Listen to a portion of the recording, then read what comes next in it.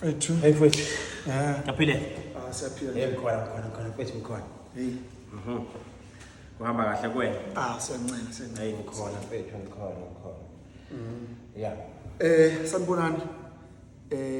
Usiboniso ngadla mina. Saxoxa podcast nguJamastat umzizi. Sanamukela kusaxoxa podcast. Siyajabula futhi ukuba nani namhlanje. Fethu. Yeah mfethu. No hayi mina igama lami ngozipho ngakaZulu uMC. Yeah hayi mina ngobahlala nabo behlalela into zakhe nje. Bayazi mfethu bayazi abantu. Yeah uMC wemcimbi yethu. Ya mfethu kuhamba kahle kodwa. Hayi hamba kahle mfethu uyiko nje ukuthi izinto ezenzeka eSouth Africa impela ziyamangaza. Yeah.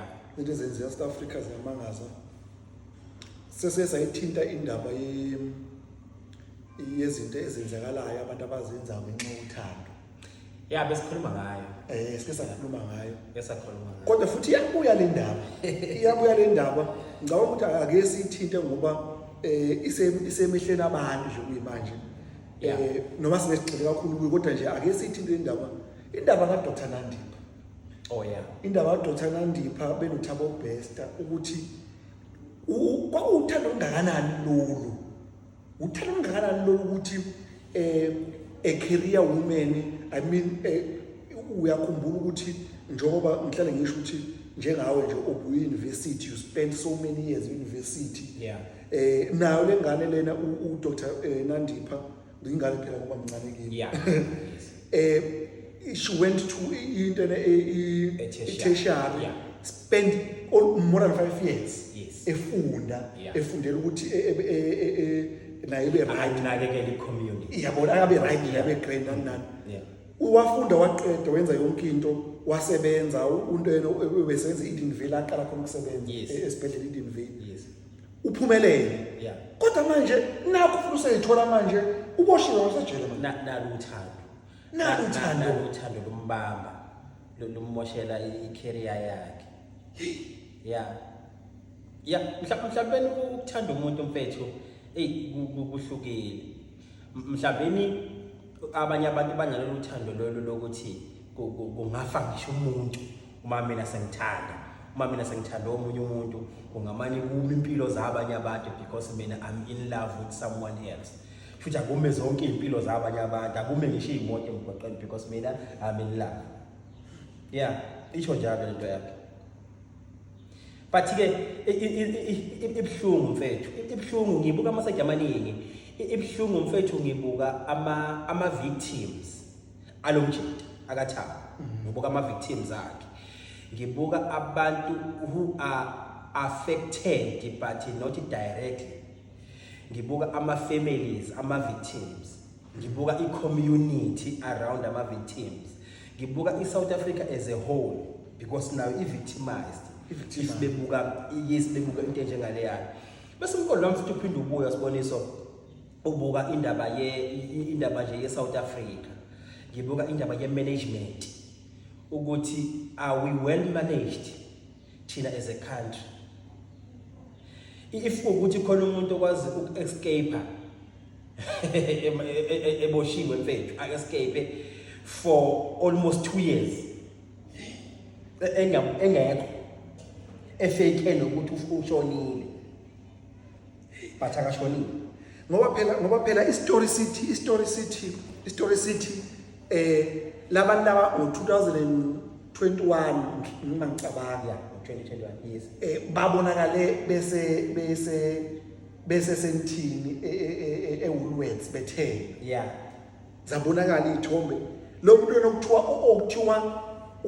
okuthiwa ushonile yeah lo muntu ukuthiwa ushonile kodwa ubonakala etorethele kwenzeka kanjani lokho kanjani uthenga kanjani kanti movie South Africa is a movie phela sigcina kwema movie ukuthi kwenze into efana yayona it is definitely a movie yayona imovie bethu imovie leyanto leyana imovie bethu singakwazi ukuthi siyibuke nakuma reality shows into yangavela bethu ibe clean leya siyibuka ukuthi okwenza ukuthi nokuthi because it's a movie because phela nisho ukuthi kunabantu abaningi aba involved yabona njengamanje there's ama-side of the stories maningi abantu besifazane phela ke vele anginikhulumi ngabantu besifazane kodwa ke niyazazi nami ukuthi ngingathanda ukuthatha i-blame ukuthi uthatha i-responsibility ukuthatha i-accountability ukuthi no yingoba manje kugcine kuba ney'nkulumo lapha abanye bathi yabo ngola ndiya ku-social media bathi hayi le uDr Nandipha wayefostiwe kanjani wafostwa kanjani ufostwa kanjani umuntu ngothando ufostwa kanjani umuntu ukuthi enze into ezazenzile I mean isidumbu sitholakala lapha entweni ejele sekatholakala ukuthi ese-helper domestic worker kaDr Nandipha ongumuntu wesifazane a woman doing that dirty work kumuntu wesifazane washona because yena ufuna ukuseva uthando lwakhe inkinga lena yabona nje into ongayazi izinto esizenzayo abantu abazenzayo ngenxa yothando hayi bafethu inkinga ngoba usho there's a lot of people involved kukhona futhi liyathinta futhi igama lekababa wakhe likababa kaNandipha kodwa manje angitholi kahle livela kahle ngoba yena bese usenze ejele noma kanjani kodwa ke liyathinteka naye lapho liyathinteka impela nabanye sebeboshiwe ucameraman ocontrol icamera phe ejele uboshiwe baningi abantu ababoshiwe ngenxa lento awuthi yabona nje lento yena singaze sithi mhlawumbe iyi-syndicate i-syndicate kusho ukuthi mawuthi uyabuka uyabona ukuthi kusho ukuthi abantu abaningi bakhona and they were well aware about lento akade yenzeka should laba bantu bonke bebezama indlela yokuthi lo mjida mfethu aphume kanti yindlela engaka anayo ngoba phela umuntu bebe nangana ukuthi yindlela engakanayo wayekufanele aphume wayekwamele aphume wayekufanele aphume because lo muntu unamacala wenza amacala amaningi uvictimize abantu abaningi waripha abantu besifazane inqwaba ngoba sisengathi futhi bekade esengathi ukuhlangana kwabo mhlawumbe 2006 I guess ngathi lo mjida lo bekade ene-modeling agents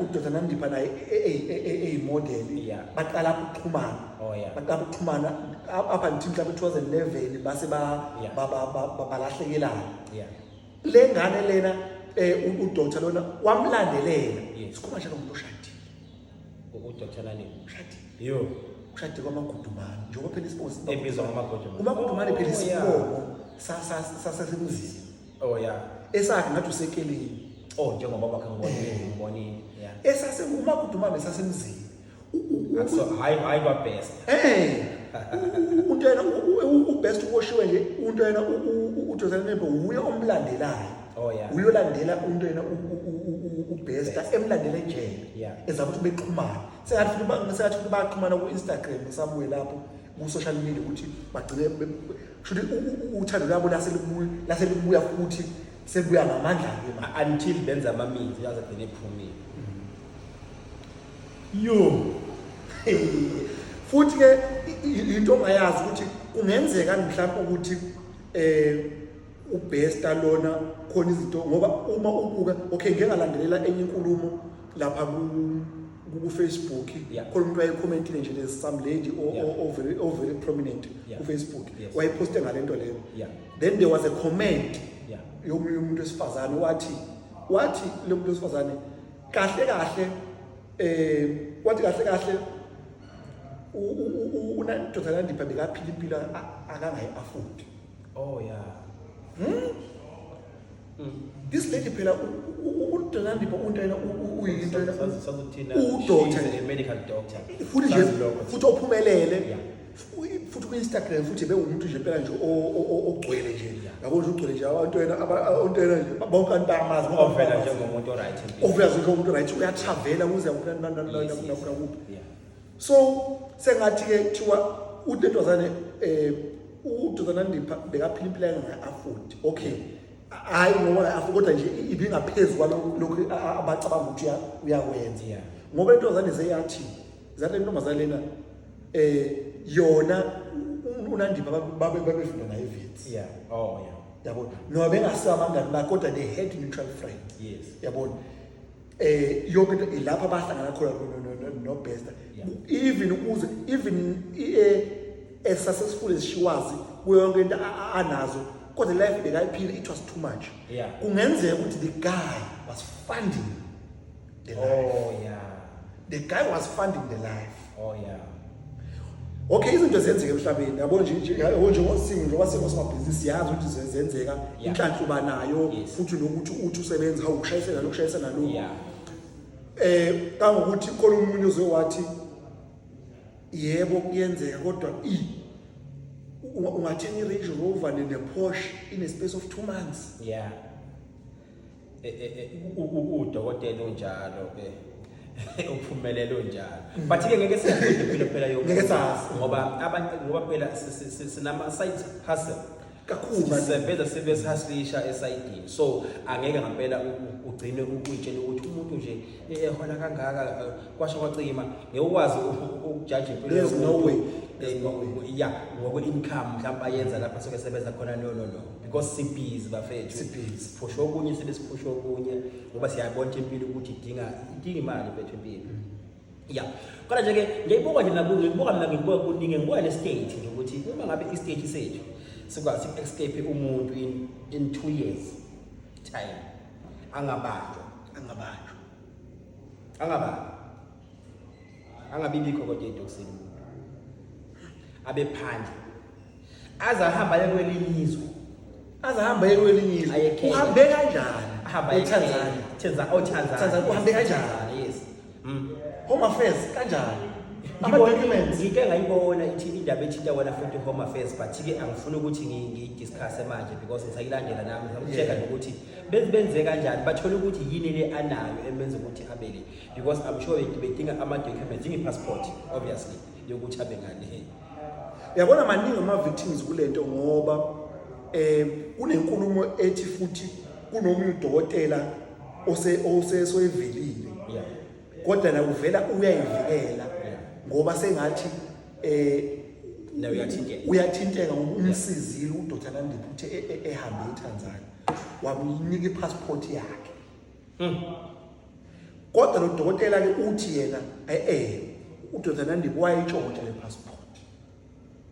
Chuthi nawe uthi nami ngi-victim nami hayi ukuthi ngamsizi. So hayi baningi abantu yayibona baningi abantu abasazoma ecourt yabakhulume obviously baningi abantu abazoveza amaqiniso but ke sibonisa kodwa ke mhlambe ukusuka mhlambe ukushintshana kule ndaba esikhuluma ngayo because sikhuluma ngento eyenzekile yabona vele kodwa phela nje nababukeli besiyaqhubeka ziningi izinto mfethu abazenzile uthandweni ezifanazo lezi ziningi mfethu ukuthi ngoba ezinye phela ke mhlawumbe ngeke sebeze besitshele kodwa ke siyaba invite ukuthi uma sibeyibukile ishow bese beyakhomenta mfethu lapha siyafisa ukwazi ukuthi wena njengawe ulapha ekhaya khona yini le usuke wayenza to save your relationship noma mhlambeni angazi ngayibiza kanjani but to spice it up noma mhlawumbe ukuzenza ukuthi uhlale phakathi mhlawumbe ungalahlwa yeah wenza ama sacrifices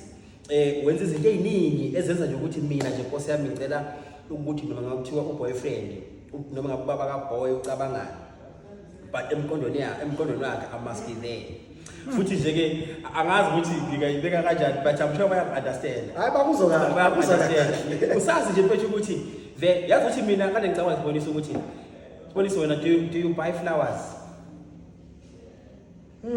yeah ngiyamchazisa sengengamathemba yeah unayi understanding yokuthi ashukuthini masiwathenga nje mhlawumbe umuntu momnikeza like nje mawusuke mhlawumbe uthenga ice cream ice cream uyazi uzokudla ice cream usweet uzokudla uqeda even nawe ngamdala nje nganetshebe but ice cream umnandi yeah ungangawudla ungayizathi ezithile mhlawumbe usabukudla in public mhlawumbe ngimtshela kanti ice cream mhlawumbe usho njalo ke ngisho noma yini kodwa iqiniso lithi unjengama sweet umnandi yeah ama-flowers wona i-question yami leyo i-question yami ukuthi amnandi yini okay mina nathi i-worry yami ngama-flowers angiyeni umuntu ama-flowers so angisuye umuntu ngisho ngiwabona into la angize ngathi nje hayi no uzisenti yayo angikwenzi lokho but ngikibuza ukuthi angithi ama-flowers khona ama-flowers lawa natural lawa yeah abolayo yeah beke kanjalo bekukhona la plastic plastic so ngeke biwanuka eplastic shuthi bona they prefer lawa natural yeah okay yona kuseke bahambisa-ke mfethu ngisuka nama-flowers edrobheni ngwasa kwa-girlfriend awathanda i-girlfriend ama-flowers aba ungajabuli kusasa kwenze njani lama-flowers umbuzo wami seke ngawathenga ama-flowers kodwa ngisuke ngiwathenga nje ngoba phela usuke ujabulisa lo muntu uthanda izinto ezenzayo exactly ilento nje sikhuluma ngayo usuke ufuna ukujabulisa lo muntu usuke umjabulisa kodwa futhi bese uyibuza seke ngababuza ukuthi ama-flowers ngoba phela emva kwa-3 days noma ungafaka emanzini kodwa emva kwa-3 days azovele esefile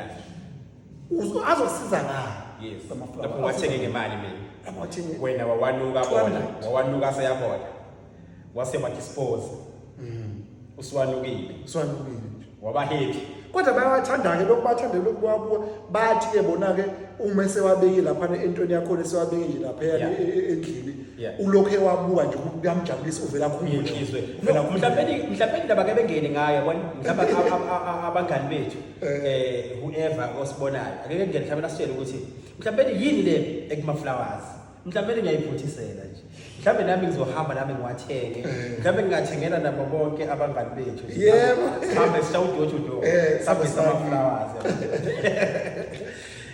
kwathi mfethu ngiyabonga hayi nomfethu siyabonga kakhulu ngicabanga ukuthi bayazi mfethu abangani bethu ukuthi siyatholakala mfethu ku-Facebook Xoxa Talkcast siyatholakala ku-YouTube Xoxa Talkcast bengasubscribe mfethu kumahhala uma ke wangena nje wayisesha lapha ivele lapha i-subscribe kumahhala usekwenzela ukuthi anytime ufisa ukungena usicheck uma ungena ngivulisha usithole ngoba wena ususubscribeile sikhona kwi-page yakho ufane member yes usuyimember na ku-TikTok futhi sikhona mfethu bengangena nje beyiseshe Xoxa Talkcast ivele nje bebone ukuthi besikhuluma ngani ungahamba uye kwendala inkulumo zethu amashows ethu amadala bengene phakathi becommente if i-comment yakho ithi asikhulume sizoyithatha leyo comment siyenze i-topic sizohlala la si-discuss and sivumelekile ukuthi ningasivakashela if ukuthi khona i-topic ofisa